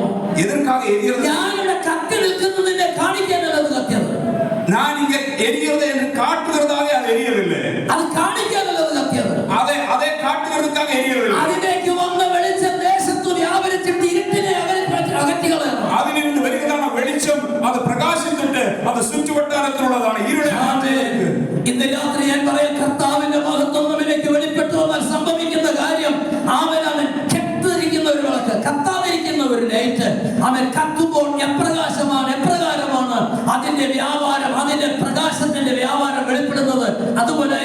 ഒരുവന് தேவ மகிமை உனக்குள்ள வெளிப்படும் பொழுது எரியாமல் இருக்கிறான் ஒரு விளக்கு. அது எரிய தொடங்கும் பொழுது எப்படி அந்த பிரகாசம் வெளியே வருகிறதோ அதே போல உன்னுடைய வாழ்க்கையில் அந்த மகிமை வெளிப்படும் பொழுது வெளிப்படுகிறான் பிரகாசம். ഒന്നാമത് അതിനെ ലോകം കാണും. ஒன்றாவது அதை உலகம் பார்க்க കത്തുന്നത് വരെ അതിനെ മറയ്ക്കാൻ സാധിക്കും. കത്തി കഴിഞ്ഞാൽ അതിനെ മറയ്ക്കാൻ കഴിയും. எரியறது வரைக்கும் அதை யாரும் தெரியாமல் இருக்கலாம், அதை மறைக்க முடியும். ஆனால் எரிந்த பிறகு அது யாரையும் നിന്നെ മറയ്ക്കാൻ കഴിയുന്നത് കത്താതിരിക്കുന്നിടത്തോളം കാലമേ നിന്നെ മറയ്ക്കാൻ ലോകത്തിന് കഴിയൂ. അവൻ നീ കത്തി കഴിഞ്ഞാലുണ്ടല്ലോ നിന്നെ മറയ്ക്കാൻ ലോകത്തിന് കഴിയത്തില്ല. அருமையான ஊழியரே, உன்னை மறைக்க முடியும். நீ எரியாமல் இருக்கும் அளவுக்கு மட்டும்தான் உன்னை உலகத்திற்கு மறைக்க முடியும். நீ எரிய தொடங்கும் பொழுது யாராலும் உன்னை மறைக்க முடியாது. അന്നുവരെ കാണാതിരുന്ന നിന്നെ ലോകം കാണും. ഒരു വിളക്ക് അവിടെ ഉണ്ടായിരുന്നു. அன்று வரைக்கும் காணாமல் இருந்தതാണ് உன்னை உலகம் பார்க்கும் ஒரு விளக்கு இங்கே இருந்தது என்று. അവൻ ദൈവത്തിന്റെ മഹത്വം ഇതിന്റെ നടുവിൽ വ്യാപരിക്കാൻ തുടങ്ങിയാൽ ഇതുവരെ കാണാതിരുന്നാൽ ഇങ്ങനെ സംഭവമുള്ളത് കാണാതിരിക്കുന്ന പലതിന്റെ കണ്ണുകൾ ഇതിനെ കാണും. இதுவரைக்கும் ஒரு விளக்கு இங்கே இருக்கிறது யாரும் தெரியாமல் இருக்கிற விளக்கு நீ எரிய தொடங்கும் பொழுது உலகம் பார்க்கும் ஒரு வெளிச்சம் இங்கே இருக்கிறது என்பது. ഹല്ലേലൂയ. എത്ര പേര് പ്രാർത്ഥിക്കും, എന്റെ കർത്താവേ ആ മഹത്വം എന്നിലേക്ക് വെളിപ്പെടുത്തണം. എത്ര പേര് ജപിക്കുക, அந்த மகிமை எனக்குள்ளே ஒன்று பிரகாசிக்க வேண்டும். എന്റെ ലോകം കാണാനല്ല അത് വരേണ്ടത്. എന്നെ ഉലകം பார்க்கிறதுக்கல்ல, അവൻ എന്നിലുള്ള വെളിച്ചം ലോകം കാണണം. എന്നിലുള്ള വെളിച്ചം അത് ഉലകം பார்க்கணும். ദൈവത്തിന്റെ ഒരു ഉദ്ദേശം നോക്കിയേ. தேவனுடைய ஒரு நோக்கத்தை பாருங்கள். ദൈവത്തിന്റെ വെളിച്ചം ലോകത്തിൽ കൊടുക്കുന്നത് സത്യമാണ്. தேவன் உன்னிലുള്ള വെളിച്ചത്തെ ഉലകത്തിற்கு பார்வைக்கிறது உண்மைதான். അതുവരെ ഇവിടെ ഒരു ലൈറ്റ് ഉണ്ടായിരുന്നുള്ളത് കാണാതിരുന്ന പലരും അതിനെ കാണും. அன்றைக்கு வரைக்கும் காணாமல் இருந்ததான வெளிச்சம் அந்த லைட் പലരും பார்க்க தொடങ്ങും. കത്താൻ തുടങ്ങി കഴിഞ്ഞപ്പം ലൈറ്റിന് മാനമുണ്ടായി. അവൻ ഈ വെളിച്ചം അയച്ചവനും മാനമുണ്ടായി. അതുവരേക്കും அந்த இல்லாமல் இருந்த வெளிச்சத்திற்கும் முக்கியத்துவம். ഈ ലൈറ്റിൽ കത്താതിരുന്ന ലൈറ്റിനും എന്തുണ്ടായി? ബഹുമാനമുണ്ടായി. അവൻ സ്തോത്രം. ഈ കത്താനുള്ള വിളക്ക് ഈ വെട്ടം അയച്ച തമ്പുരാനും ബഹുമാനമുണ്ടായി. இப்பொழுது இதுவரைக்கும் எரியாமல் இருந்ததான அந்த லைட்டுக்கும் கனம் உண்டாயிற்று. அதை கொடுத்ததான தேவனுக்கும் மகிமை உண்டாயிற்று. അന്ന് രാത്രി ഞാൻ ഒരു മർമ്മം പറയാം. நான் ஒரு உண்மையை சொல்லுகிறேன். ദൈവത്തിന്റെ പരിശുദ്ധാത്മ അന്ന് രാത്രി ഓർപ്പിക്കുക. தேவனுடைய பரிசுத்த ஆவியானவர் இந்த இரவிலே நினைவுபடுத்துகிறேன். സ്വർഗ്ഗാദി സ്വർഗ്ഗങ്ങളിൽ വാണരുളുന്ന മരണത്തെ ജയിച്ച് ഉയർത്തെഴുന്നേറ്റ് പോയി സ്വർഗ്ഗാദി സ്വർഗ്ഗങ്ങളിൽ വാണരുളുന്ന സ്വർഗ്ഗത്തിലും ഭൂമിയിലെ സകല അധികാരവും എനിക്ക് നൽകപ്പെട്ടിരിക്കുന്നെന്ന് കൽപ്പിച്ച രാജാതി രാജാവ് കർത്താതി കർത്താവുമാകുന്ന യേശു ക്രിസ്തുവിന്റെ മഹത്വം നിന്നിലേക്ക് വെളിപ്പെട്ടാൽ ഉന്നതങ്ങളിൽ വാസമായി ഇരിക്കുന്ന സ്വർഗ്ഗത്തിലും ഭൂമിയിലും സകല അധികാരമുള്ള ദേവനുടെ മഹിമ ഉനക്കുള്ള വെളിപ്പെടും പൊழுது ഒരിക്കൽ നീ ഇത് പ്രാർത്ഥിക്കരുത്. എന്നെ ലോകം കാണണമെന്ന് പ്രാർത്ഥിക്കണം. ഒരു കാലം നീ இப்படி ஜெபிக்க கூடாது. என்னை உலகம் பார்க்கணும். ദൈവം നിന്നെ ലോകത്തിന് കാണിക്കും. ஏனென்றால் அது உலகத்திற்கு உன்னை தேவனை வெளிப்படுத்தும். എങ്ങനെയാ കാണിക്കുന്നത്? எப்படி வெளிப்படுத்துം? തന്റെ പ്രകാശം നിന്നിൽ പകർന്നുകൊണ്ട് ലോകത്തിന് നിന്നെ കാണിക്കും. അവരുടെ പ്രകാശത്തെ ഉന്നിൽ കൊടുത്ത് ഉലകത്തിற்கு ഉന്നെ വെളിപ്പെടുത്തുവാർ. രണ്ടാമത് നിന്നിലൂടെ ദൈവത്തിന്റെ പ്രകാശം ലോകത്തിന് വെളിപ്പെടുത്തും. രണ്ടാമதாக ഉന്നിലുള്ളതാണ് വെളിച്ചം ഉലകത്തിற்கு പ്രകാശിക്കപ്പെടണം. അപ്പോൾ ദൈവമഹത്വം വെളിപ്പെട്ടാൽ നിന്നെയും ലോകത്തിന് വെളിപ്പെടുത്തും, ദൈവത്തിന്റെ പ്രകാശവും വെളിപ്പെടുത്തും. தேவனுடைய மகிமை வெளிப்படுத்தப்பட்டால் உன்னையும் இந்த உலகத்திற்கு வெளிப்படுத்தும் தேவனுடைய மகிமையை அவர் வெளிப்படுத்துவார். ഞാൻ ഈ പറയുന്നത് തോന്നുന്നു മനസ്സിലാകുന്നുണ്ടോ? நான் சொல்லுகிறதான இந்த ആലോചന உங்களுக்கு മനസ്സിലാകുന്നുണ്ടോ? புரிகிறதா? ഇന്ന് രാത്രി സഹോദര സഹോദരി ഇന്ന് രാത്രി പറയുന്നത് ഒരു പ്രസംഗം എന്ന് പറഞ്ഞാൽ അവൻ ബൈബിൾ സ്കൂളിലോ ക്ലാസ്സിലോ എടുത്ത് പഠിക്കുന്ന ഒരു പ്രസംഗമല്ല പ്രസംഗിക്കുന്ന. ഒറ്റ ദിവസം പോലും ഒരു ബൈബിൾ കോളേജിൽ പഠിക്കാത്ത ഒരു മനുഷ്യനാണ് ഇവിടെ പ്രസംഗിക്കുന്നത്. இந்த இரவில் உங்களோடு பேசுகிறான வார்த்தை அது எந்த பைபிள் ஸ்கூல்ல படிச்ச ஒரு படிப்பல்ல நான் உங்களோடு பேசுகிறேன். പക്ഷെ ഞാൻ നിങ്ങൾ ആരും കണ്ടിട്ടില്ലാത്തൊരു ബൈബിൾ കോളേജിൽ പഠിക്കുന്നു. ஆனால் நான் ஒரு பைபிள் ஸ்கூல்ல படித்ததில்லை. ஆனால் நீங்கள் யாரும் காணாத ஒரு பைபிள் ஸ்கூல்ல நான் இப்பொழுது படித்து வருகிறேன். അധ്യാപകൻ ആരാന്നറിയാമോ? என்னுடைய குரு யாருன்னு தெரியுமா? ലോകത്തിലെ എല്ലാ ജ്ഞാനികളെയും പഠിപ്പിച്ച അധ്യാപകനെ എനിക്ക് കിട്ടിയത്. ഉലകത്തിലെ എല്ലാ ജ്ഞാനികൾക്കും കറ്റു കൊടുക്കുന്നതാണ് ജ്ഞാനിയത്തെ എനിക്ക് കൊടുക്കുക. അതുകൊണ്ട് ലോകത്തിലെ ജ്ഞാനികൾക്ക് തെറ്റ് വരാം, എന്നെ പഠിപ്പിച്ച അധ്യാപകന് തെറ്റ് വരാത്തതുകൊണ്ട് അവിടുന്ന് കേൾക്കുന്ന കാര്യം ഞാൻ പറഞ്ഞാൽ ഒരു തെറ്റും വരും. ഉലകത്തിലെ ജ്ഞാനികൾക്ക് തവറ് വരലാം. ஆனால் எனக்கு ஞானம் கொடுக்கிறதான எனக்கு கற்று தருதான அந்த ஞானிக்கு தவறு വരാതെ. Hallelujah hallelujah hallelujah. ഇന്ന് രാത്രി ദൈവം നിന്നെ വിളിച്ചിരിക്കുന്നത് ചെറിയ കാര്യത്തിലല്ല. இந்த இரவில் தேவன் உன்னை அழைத்தது ஒரு சிறு காரியத்திற்காக. இந்த രാത്രി ആ ഒരു ഭൂതം ഹൃദയത്തിനകത്ത് ഏറ്റുകൊണ്ടുപോകാൻ இந்த இரவிலே அந்த தேவ சத்தத்தை இதயத்திற்குள்ளே ஏற்றுக்கொண்டுதான் நாம் கடந்து. എന്തിനാ നിന്നെ വിളിച്ചത്? எதற்காக உன்னை அழைத்தார்? സുവിശേഷ മുഖാന്തരം നിന്നെ വിളിച്ചത്. எதற்காக சுவிசேஷம் நிமித்தமாக உன்னை அழைத்தார்? സുവിശേഷമുണ്ട്. എങ്ങനെ വിളിച്ചത്? നമ്മെ എപ്പോഴാണ് സുവിശേഷം മുഖാന്തരം. സുവിശേഷം മുഖാന്തരം. സുവിശേഷം അല്ലാത്തൊരു വിളിയല്ല ഇവിടെ വിളിച്ചിരിക്കുന്നത്. നമ്മെ അല്ലാത്ത ഒരു വിളിയല്ല. നമ്മെ സാധാരണമാണ് അവർ അழைപ്പല്ലേ. കയ്യിനെ വിളിച്ച ഒരു വിളിയല്ല. കായിനെ അழைത്ത അழைപ്പല്ലേ. ആദമിനെ വിളിച്ച ഒരു വിളിയല്ല. ആദാമിനെ അழைത്ത അழைപ്പല്ലേ. സുവിശേഷം മുഖാന്തരമുള്ള വിളി. സുവിശേഷം നിമിത്തമാകെ അழைത്ത അழைപ്പ്. സുവിശേഷം മുഖാന്തരമുള്ള വിളി കേട്ട വ്യക്തിയാണ് നീ എങ്കിൽ ദൈവം നിന്നെ വിളിച്ചിരിക്കുന്നത് ദൈവത്തിന്റെ പുത്രനായ യേശു ക്രിസ്തുവിന്റെ മഹത്വം നീ പ്രാപിക്കാൻ. സുവിശേഷം നിമിത്തമാകെ നീ അழைക്കപ്പെട്ടിരുന്നാൽ ദേവരുടെ കുമാരനാകിയ ക്രിസ്തുവിന്റെ മഹിമയെ നീ പെറ്റുകൊള്ളും പൊരുട്ടാകെ. ഞാനത് മനസ്സിലാക്കാൻ വേണ്ടി ഒരു ഉദാഹരണം പറഞ്ഞുകൊണ്ട് ഞാൻ നിർത്താം. കാരണം സുവിശേഷം മുഖാന്തരമുള്ള വിളി, സുവിശേഷം നിമിത്തമുള്ളതാണ് അழைപ്പ്. നിങ്ങൾ സുവിശേഷം മുഖാന്തരമുള്ള വിളി എന്ന് പറയുന്നതിന്റെ അർത്ഥം എന്റെ പേര് ജോർജ് കുട്ടി. സുവിശേഷം നിമിത്തമാണ് അழைപ്പ് എന്ന് சொன்னா என்னோட പേര് ജോർജ് കുട്ടി. ജോർജ് കുട്ടി എന്ന് വിളിച്ചെന്നല്ല എന്റെ അർത്ഥം. ജോർജ് കുട്ടീന്റെ അழைത്താണ് അழைപ്പ്. ഹല്ലേലൂയ. കർത്താവായ യേശു ക്രിസ്തുവിന്റെ സുവിശേഷം നീ കേട്ടു, നിന്റെ ഹൃദയത്തിൽ അത് വിശ്വസിക്കാൻ കഴിഞ്ഞെങ്കിൽ അതാ വിളി. നീ ആണ്ടവരാകിയ യേശു ക്രിസ്തുവിന്റെ സുവിശേഷത്തെ നീ കേട്ട് അത് ഉன்னுடைய இதயத்திற்குள்ள വിശ്വസിக்க முடிந்தால் அதுதான் அந்த அழைப்பு. എന്നെ കർത്താവ് വിളിച്ചിരിക്കുകയാണെന്ന് മനസ്സിലാക്കണം. അപ്പോഴും നമുക്ക് தெரியும் എന്നെ കർത്താവ് അழைത്തിരിக்கிறார். അവൻ എന്നെ കർത്താവ് വിളിച്ചിരിക്കുക. എന്നെ സുവിശേഷം കേൾപ്പിച്ചപ്പോൾ കർത്താവ് എന്നെ വിളിച്ചിരിക്കുക. എന്നെ സുവിശേഷം കേൾക്ക ചെയ്ത പൊഴുത് കർത്താവ് എന്നെ അழைത്തിരിக்கிறார். ഞാൻ അത് വിശ്വസിച്ചപ്പോൾ എന്റെ വിളി ഉറപ്പായി. ഞാൻ അത് നമ്പിന പൊഴുത് എന്നോട് അழைപ്പ് ഉறுதிയായിട്ട്. ഹല്ലേലൂയ. എന്തിനാ സുവിശേഷം? എതിർക്കാതെ സുവിശേഷം. സ്തോത്രം. ഒരു വാക്യം ഒന്ന് വായിച്ചാൽ ഞാൻ പ്രസംഗിക്കത്തില്ല. ഞാൻ ആ വാക്യം പറഞ്ഞു നിർത്താൻ പോവാം. 2 തെസ്സലോനിക്കർ 2 തിമോത്തിയോസ് 2 തിമോത്തിയോസ് 1-ാം അധ്യായത്തിലെ 9 മുതൽ വാക്യം വായിച്ചു. 9 മുതൽ പെട്ടെന്ന് വായിച്ചു. 1-ാം അധ്യായം 9 മുതലുള്ള അവസരങ്ങൾ. അവൻ നമ്മെ രക്ഷിക്കുകയും വിശുദ്ധ വിളിയോട് വിളിക്കുകയും ചെയ്തത് നമ്മുടെ പ്രവൃത്തികൾ നിമിത്തമല്ല, സകല കാലത്തിനും മുന്നേ ക്രിസ്തു യേശുവിൽ നമുക്ക് നൽകിയിരിക്കുന്നത്. നിങ്ങൾ അയ്യോ പദമൊക്കെ എത്ര അർത്ഥവത്തായോ എഴുതിയിരിക്കുന്നത്. സ്തോത്രം. അവൻ നമ്മെ വിശുദ്ധ വിളി കൊണ്ട് വിളിക്കുക. അപ്പൊ വിളിക്കാൻ പേര് കൊടുത്തിരിക്കുന്ന ഞങ്ങളുടെ വിളിയാണ് വിശുദ്ധ വിളി. നമ്മൾ ആദ്യം കേട്ടില്ലേ നിർണയപ്രകാരമുള്ള വിളി. അപ്പൊ വിശുദ്ധ വിളി ഒരുപാട് വിളി പുസ്തകത്തിന് 10-12 കൂട്ടം വിളിയെ കുറിച്ച് പറയാനുണ്ട്. തീരുമാനത്തിൻപടിയുള്ളതാണ് അழைപ്പ്. ഇங்கே നാം പാർത്തുകൊണ്ടോ വിശുദ്ധത്തിൻപടി അழைത്തിരിക്കുക. വിശുദ്ധ വിളി കൊണ്ട് നമ്മെ വിളിക്കുകയും അവരുടെ പരിശുദ്ധത്തിൻപടി നമ്മെ അழைക്കവും പിന്നെ വിശുദ്ധ വിളി കൊണ്ട് വിളിക്കുകയും ചെയ്തത് നമ്മുടെ പ്രവൃത്തികൾ നിമിത്തമല്ല, സകല കാലത്തിനു മുൻപേ ക്രിസ്തുയേശുവിൽ നമുക്ക് വേണ്ടി കണ്ടോ. ക്രിസ്തുയേശുവിൽ സകല കാലത്തിനു മുമ്പേ നമുക്ക് നൽകിയിരിക്കുന്നതും അടുത്തത് ഇപ്പോൾ മരണം നീക്കി സുവിശേഷം കൊണ്ട് ജീവനും അക്ഷയതയും വെളിപ്പെടുത്തേണ്ടതിന് ചെയ്ത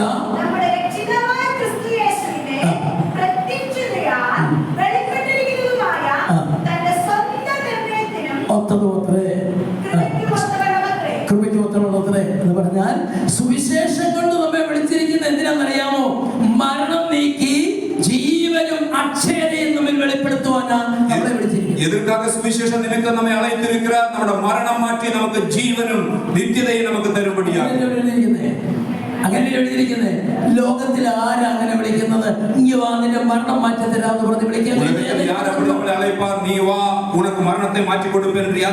ഏതെങ്കിലും ഒരുത്തന് കഴിയുമോ? മനുഷ്യർക്ക് മരണത്തെ മാറ്റിയവൻ, മരണത്തെ നീക്കിയവൻ, മരണത്തെ ജയിച്ചവന് മാത്രമേ അത് പറയാൻ പറ്റൂ. മരണത്തെ മാറ്റിയവർ, മരണത്തെ ജയിച്ചവരാലെ മറ്റും അത് കൂടും. മരണത്തെ തന്നെ കാൽ കീഴാക്കിയവനെ കൊണ്ടേ അത് പറ്റൂ. മരണത്തെ തങ്ങളുടെ കാലിൻ കീഴെ മാറ്റുന്നവർക്ക് മരണത്തെ ജയിച്ച് ഉയർത്തെഴുന്നേറ്റവനെ കൊണ്ടേ പറ്റൂ.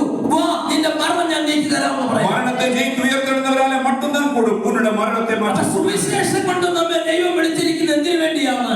മരണം നീക്കി ജീവനും അക്ഷയതയും നമ്മിൽ വരുത്താൻ വേണ്ടി. എതിർക്കാത്ത സുവിശേഷ നിമിത്തം നമ്മെ അழைത്താൽ നമ്മിൽ നിന്ന് മരണത്തെ മാറ്റി നമുക്ക് ജീവനും നമുക്ക് നിത്യജീവനും നമുക്ക് കൊടുക്കുമ്പോഴാണ്. ഇത് പ്രാപിച്ച ദൈവജനത്തോട് പറയാണ് നിന്നെ വിളിച്ചിരിക്കുന്നതിന് വേണ്ടിയാ, യേശു ക്രിസ്തുവിന്റെ മഹത്വം പ്രാപിക്കാനാണ്.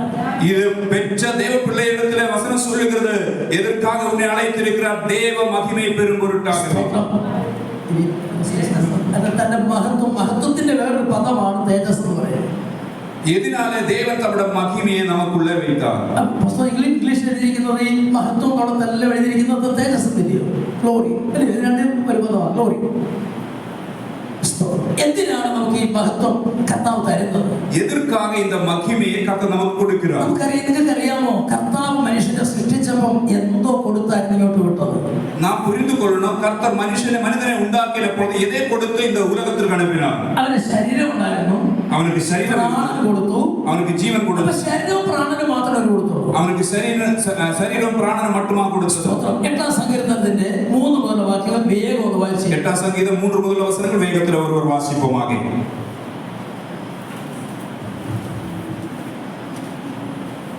8-ാം സങ്കീർത്തനം 3 മുതലുള്ള വാക്യങ്ങൾ പെട്ടെന്ന് വായിച്ചു. உமது விரல்களையும் கிரியையாகிய உம்முடைய வானங்களையும் நீர் ஸ்தாபித்த சந்திரனையும் நட்சத்திரங்களையும் நான் பார்க்கும்போது மனுஷனை நீர் நினைக்கிறதற்கும் மனுஷகுமாரனை நீர் விசாரிக்கிறதற்கும் அவன் எம்மாத்திரம் என்கிறேன். நீர் அவனை தேவதூதனிலும் சற்று சிறியவனை ஆக்கினீர், மகிமையினாலும் கனத்தினாலும் அவனை முடிசூட்டினீர். സ്തോത്രം. നിങ്ങൾ മനസ്സിലാക്കിയോ? അവിടെ എഴുതിയിരിക്കുകയാണ്, ദൈവം മനുഷ്യനെ സൃഷ്ടിച്ചപ്പോൾ പറഞ്ഞിരിക്കുകയാണ്, നീ അവനെ ദൈവത്തെക്കാൾ അല്പം മാത്രം താഴ്ത്തി. നിങ്ങളത് ശരിക്കും എഴുതിയിരിക്കുന്നത് എബ്രായ ലേഖനത്തിൽ 2-ാം അധ്യായത്തിന്റെ 9 മുതലുള്ള വാക്യങ്ങൾ വായിക്കുമ്പോൾ നിങ്ങൾ മനസ്സിലായി. അവിടെ എഴുതിയിരിക്കുന്നത് ദൂതന്മാരിലും ഒരു അല്പം താഴ്ച ദൂതന്മാരിലും സറ്റ് താഴ്ത്തിനാർ. ദൂതന്മാരിലും ഒരല്പം താഴ്ച. ദൂതന്മാരിലും സറ്റ് സിറിയവനാക്കി. താഴ്ച ഞാൻ പറഞ്ഞത് എന്താണുള്ളത്? ദൂതന്റെ പ്രത്യേകത, ദൂതനുടെ വിശേഷം, നമ്മുടെ ശരീരം പോലെ ശരീരമല്ലാതായിരിക്കും. ദൂതനുക്ക് നമ്മുടെ ശരീരം പോലെ ഒരു ശരീരം എടുത്ത് ദൂതൻ ഇവിടെ വരാൻ കഴിയും. നമ്മെ പോലെ ഒരു ശരീരം ദൂതനുക്ക് കിട്ടിയത്. ഇവിടെ ഇറങ്ങി വന്നിട്ട് ഇതിന്റെ നടക്കുന്ന നമ്മൾ നോക്കി നിൽക്കുന്ന നേരത്തെ നമ്മുടെ കൺമുന്നിൽ അപ്രത്യക്ഷമാകാൻ കഴിയും. ஏன் அந்த சரீரம் கொடுக்கவில்லை? நாம் எதிர்பார்க்கிறதுக்கு மேலாக நம்முடைய சரீரத்தில் ஒரு நொடி நேரம் கொண்டு அவருக்கு வர முடியும், போக முடியும். സ്തോത്രം. അമേരിക്കയിൽ ഇരിക്കുന്ന ദൂതന് ഒരു മാത്രം നേരം കൊണ്ട് ഈ പോണ്ടിച്ചേരി വരാൻ സാധിക്കും. അമേരിക്ക ദേശത്തിൽ ഇരിക്കുന്ന ദൂതന് ഒരു നൊടി നേരം കൊണ്ട് இந்த പോണ്ടിച്ചേരിയിലേക്ക് വരാൻ കഴിയും. ഇവിടുന്ന് ഒരു നിമിഷം നേരം കൊണ്ട് സ്വർഗ്ഗത്തിലെത്താൻ സാധിക്കും. ഇങ്ങനെ இந்த ഒരു നിമിഷം കൊണ്ട് പരലോകത്തിൽ ചെല്ലാൻ കഴിയും. അങ്ങനത്തെ ഒരു ശരീരമാണ് ആർക്കുള്ളത്? അപ്പേർപ്പെട്ട ഒരു ശരീരം താൻ ദൂതനുക്ക് കൊടുക്കപ്പെട്ടിരിക്കുന്നു. സ്തോത്രം. ഹല്ലേലൂയ. ഇന്ന് മനുഷ്യന് അങ്ങനെ ശരീരം കൊടുത്തിട്ടില്ല. ஆனால் മനുഷ്യனுக்கு அப்பேற்பட்ட ശരീരം கிடையாது. സ്തോത്രം. മനുഷ്യന് കിട്ടിയ ശരീരത്തിന്റെ പ്രത്യേകത, മനുഷ്യന് കൊടുക്കപ്പെട്ട ശരീരത്തിലുള്ള ഒരു സ്ഥലത്ത് സർവ്വവ്യാപിയായിരിക്കാൻ കഴിയുന്നതല്ല. എന്ന് പറഞ്ഞാൽ ഒരു സമയത്ത് വല്ലത്തായിട്ട് കാണാൻ കഴിയുന്ന ശരീരം ഒരു ഇടത്തിൽ സർവ്വവ്യാപിയായി இருக்க முடியவில்லை, ഒരു ഇടത്തിലെ കാണപ്പെടக்கூடிய ശരീരം. ദൈവം ചെയ്ത പ്രവൃത്തി എന്താണെന്നറിയാമോ? ആ ഒരു താഴ്ച മാത്രമേ നമുക്ക് തന്നുള്ളൂ, പക്ഷേ തേജസ്സും ബഹുമാനവും നമ്മെ അണിയിച്ചു. அப்பேற்பட்டதான தூதனுக்கும் மனுஷனுக்கும் தம்மிலுள்ள அப்பேற்பட்ட ஒரு வித்தியாசம் மட்டும்தான் ஆண்டவர் கொடுத்திருக்கிறார். ஆனால் மகிமையை அவர் மேல் வைத்தார். തേജസ്സും ബഹുമാനവും അവന്റെ മേൽ അണിയിച്ചു. മഹിമയും ഘനവും അവരുടെ മേൽ வைத்தார். സകല സൃഷ്ടി എന്ന് പറഞ്ഞാൽ ആകാശത്തിൽ പറക്കുന്ന പർവ്വജാതിക്കും കടലിലുള്ള സകല ജീവജാലങ്ങൾക്കും കരയിലുള്ള സകലത്തിനും അവനെ അധിപതിയാക്കി വെച്ചു. ആകായത്തിലുള്ളതും കടലിലുള്ളതും ഭൂമിയിലുള്ള യാവറ്റയ്ക്കും ഇവനെ മനുഷ്യനെ അധികാരിയായി வைத்தார். ഹല്ലേലൂയ. ആമേൻ. എല്ലാത്തെയും കീഴ്പ്പെടുത്തി ഭരിക്കാനുള്ള അധികാരം മനുഷ്യൻ ദൈവം കൊടുത്തു. എല്ലാവരും മേൽ കീഴ്പ്പെടുത്തി அதை ആட்சி ചെയ്യக்கூடிய അധികാരം മനുഷ്യർക്ക് കൊടുത്തു. കടലിനകത്ത് കിടക്കുന്ന അവൻ ഏറ്റവും വലിയ മത്സ്യമാകുന്ന തിമിംഗലത്തിനെ വിളിച്ചു വരുത്താൻ അവൻ അധികാരമുണ്ട്. കടലുക്കുള്ള കിടക്കുന്നതാണ് പെരിയ മീനാണ് തിമിംഗലത്തെ അടയ്ക്കக்கூடிയതാണ് അധികാരത്തെ അതിന്മേൽ അധികാരം മനുഷ്യൻ കൊടുത്തിട്ടുണ്ട്. அந்த அதிகாரத்தை മനുഷ്യർക്ക് കൊടുത്ത ആകാശത്തിൽ പറന്നിടക്കുന്ന ഒരു കഴുകനോട്, കണ്ടെത്താത്ത ദൂരത്തിലേക്കുന്ന ഒരു കഴുകനോട് ഇവിടെ താഴെ അറിയാന്ന് പറഞ്ഞാൽ വരാൻ തക്കോണം അവൻ അതിനുള്ള അധികാരം ഉണ്ടായിരുന്നു. ആകായത്തിൽ പറന്നുകൊണ്ടിരിക്കുന്നതാണ് ഒരു കഴുകുക്ക് ഇത് തന്നിടത്ത് വരുവதற்கான അടയ്ക്കக்கூடிய അധികാരം മനുഷ്യർക്ക് കൊടുത്ത. വലിയ കൊമ്പനാന വന്ന് ആ കൊമ്പനാനോട് മുട്ടുകുത്തി നിൽക്കുന്ന പറഞ്ഞാൽ മുട്ടുകുത്തി നിർത്താനുള്ളതായ അധികാരം മനുഷ്യൻ. ഒരു വലിയ യാന അവർക്ക് ഉണ്ടാക്കി വന്നാൽ அந்த യാന മുട്ടുമടക്കി നിൽപ്പതக்கூடிയതാണ് അധികാരത്തെ മനുഷ്യൻ. ഈ അധികാരം ആര് കൊടുത്തതാണ്? இந்த அதிகாரம் யார் கொடுத்தது? ദൈവം കൊടുത്തതാണ്. ദൈവം കൊടുത്ത ഈ അധികാരം മനുഷ്യന്റെ മേലുണ്ടായിരുന്നത് എന്തെന്നറിയാമോ? ഒറ്റ പഴം നിന്ന് കഴിഞ്ഞപ്പം ഇത് കംപ്ലീറ്റ് എന്തെന്നറിയാമോ? ഒരു ലൈറ്റ് ഓഫ് ചെയ്താൽ അതിന്റെ വെളിച്ചം പോകുന്നത് പോലെ തേജസ്സും ബഹുമാനവും ഒരു പഴം നിന്ന് കഴിഞ്ഞപ്പം നഷ്ടപ്പെട്ടു. இந்த மகிமையும் கனவும் எப்படி போயிடுச்சு? ஒரு பழம் சாப்பிட்ட பொழுது இதெல்லாம் அவரிலிருந்து விலகி போயிடுச்சு. ആ പഴം തിന്നതുകൊണ്ടല്ല, அந்த பழம் சாப்பிட்டதுனால ഇങ്ങനെ പറഞ്ഞു, അത് നീ തിന്നരുത്, തിന്നുന്ന നാളിൽ നീ മരിക്കും. அது தின்னுற நாளில் நீ சாவாய் என்று கர்த்தர் சொன்னார். ആ പഴം തിന്നതുകൊണ്ടല്ല, அந்த பழத்தை சாப்பிட்டதுனால തിന്നരുതെന്ന് ദൈവം പറഞ്ഞത് തിന്നതുകൊണ്ടാണ്. ஏனென்றால் சாப்பிடக்கூடாது என்று கர்த்தர் சொன்னதை செய்ததினாலே அவன் மரித்தான். അപ്പൊ ഞാനൊരു യാഥാർത്ഥ്യം പറയാം. എന്തുകൊണ്ടാണ് ഇത് നഷ്ടപ്പെട്ടത്? எதனாலே இந்த மகிமை நஷ்டமாயிற்று? നിങ്ങൾക്ക് പറയാം, ഒറ്റ വാക്കിലെന്ന് പറയാം എന്തുകൊണ്ടാണ് നഷ്ടപ്പെട്ടത്? நீங்கள் ஒரே வார்த்தையில சொல்ல முடியுமா எதனால இந்த மகிமை மனுஷனுக்கு நஷ்டமாயிற்று? അനുസരണക്കേടിനാൽ. കേട്ടോ, എന്തുകൊണ്ടാണ് നഷ്ടപ്പെട്ടത്? അനുസരണക്കേടിനാൽ. കേട്ടോ, കുഞ്ഞുങ്ങളെല്ലാം ഓർത്തോടെ ഏതിനാണ് നഷ്ടപ്പെട്ടത്? അനുസരണക്കേട്. എതിനാലെ മഹിമ നഷ്ടപ്പെട്ടത്? പിള്ളകളെല്ലാം പുരിഞ്ഞു കൊള്ളണോ? കീഴ്പടിയായ്മയിനാല്. സ്തോത്രം. അതെല്ലാം പഠനത്തിനും അതാ. അനുസരണക്കേട് വന്നു കഴിഞ്ഞാൽ ഉള്ള തേജസ്സും ബഹുമാനം എല്ലാം പോകും. കീഴ്പടിയായ്മ ഒരുവനുക്കുള്ള വന്നാൽ എല്ലാ അവനക്ക് ഇരിക്കുന്നതാണ് കനവും മഹിമയും എല്ലാം ഇളന്നു പോയിവിടും. പിള്ളേരോട് ഞാൻ പറയാം കേട്ടോ, പിള്ളേരോട്. ഞാൻ പിള്ളേരുടെ சொல்லுகிறேன். കർത്താവ് നിങ്ങൾക്ക് തന്നിരിക്കുന്ന ഒരു പ്രത്യേക അധികാരമുണ്ട്. നിങ്ങൾക്ക് തന്നിരിക്കുന്ന ഒരു അധികാരം. உங்களுக்கு கர்த்தர் கொடுத்திருக்கிற ஒரு அதிகாரம் உண்டு. എങ്ങനെയാണെന്നറിയാമോ? നന്മ പ്രാപിക്കാൻ, ദീർഘായുസ്സ് പ്രാപിക്കാൻ ഒരു അധികാരം നിങ്ങൾക്ക് തന്നിട്ടുണ്ട്. നന്മ പെറുവதற்கும் നീടിയ ആയുൾ പെറുവதற்கும் உங்களுக்கு ஒரு அதிகாரம் ஆண்டவர் கொடுத்திருக்கிறார். പക്ഷേ ഈ അധികാരം എങ്ങനെ മാത്രമേ കിട്ടൂ? இந்த அதிகாரம் எப்படி கிடைக்கும் உங்களுக்கு? അപ്പനെ അമ്മയും കേട്ടോ. അപ്പൊ അപ്പനെ അമ്മയും ബഹുമാനിച്ചാൽ നന്മയും ദീർഘായുസ്സും പ്രാപിക്കാനുള്ള ഒരു അധികാരം ദൈവം നിങ്ങൾക്ക്. தகப்பனுக்கும் தாய்க்கும் கீழ்ப்படிந்தால் அவரை கனப்படுத்தினால் இந்த நன்மையை உங்களுக்கு பெற முடியும். അങ്ങനെയല്ല, അധികാരം ഒരു അധികാരമാണ് ദൈവം കൊടുക്കുന്ന ഒരു അധികാരമാണ്. നന്മയും ദീർഘായുസ്സും പ്രാപിക്കാൻ ദൈവം തന്നിരിക്കുന്ന അധികാരം. നന്മയും നീടി ആയുളും പെരുവதற்காக உங்களுக்கு கொடுக்கப்பட்டிருக்கிற அதிகாரம் தான். உங்களுடைய பெற்றோருக்கு கீழ்ப்படிய வேண்டும். അത് யார் കൊടുത്തിരിക്കുന്നത്? സ്വർഗ്ഗത്തിൽ നിന്ന് തന്നിട്ടുണ്ടോ? നിങ്ങൾക്ക് തന്നിട്ടുണ്ടോ? അധികാരം അത് உங்களுக்கு கிடைத்திருக்கிறதா? അതുകൊണ്ട് ആ അധികാരം എങ്ങനെ നിൽക്കത്തുള്ളൂ? അപ്പനെയും അമ്മയും ബഹുമാനിച്ചെങ്കിൽ മാത്രമേ അധികാരം നിൽക്കൂ. അത് അധികാരം எப்படி கிடைக்கும்? உங்களுடைய தாய்க்கும் தகப்பனும் கீழ்ப்படித்தால் ஒழியே. ഇത്രയും നേരം ഞാൻ പറഞ്ഞ കട്ടിയുള്ള കാര്യമാണ്. ഇത് പറഞ്ഞാൽ പിള്ളേർക്ക് മനസ്സിലാകത്തുള്ളൂ. இதுவரைக்கும் நான் சொன்னது கொஞ்சம் கடினமான காரியம். இப்படி சொன்னா தான் பிள்ளைகளுக்கு புரியும். നിങ്ങളുടെ പാസ്റ്റർ മോടെ മുഖത്തോട് വയ്ക്കാൻ അവിടെ ചിരിക്കുന്നുണ്ട്. അപ്പോൾ ഇത്രയും നേരം പറഞ്ഞെങ്കിൽ ഞങ്ങൾക്കുള്ളത് ഇപ്പോഴാണ് തോന്നുന്നത്. இவ்வளவு நேரம் பேசினப்ப இந்த பிள்ளைகள் சிரிக்கல. இப்போ நான் பிள்ளைகளோட முகத்துல ஒரு சிரிப்பு வந்தது. ஏன்னா இப்பதான் எங்களோட താടി കൈവെടുത്തിരിക്കുന്ന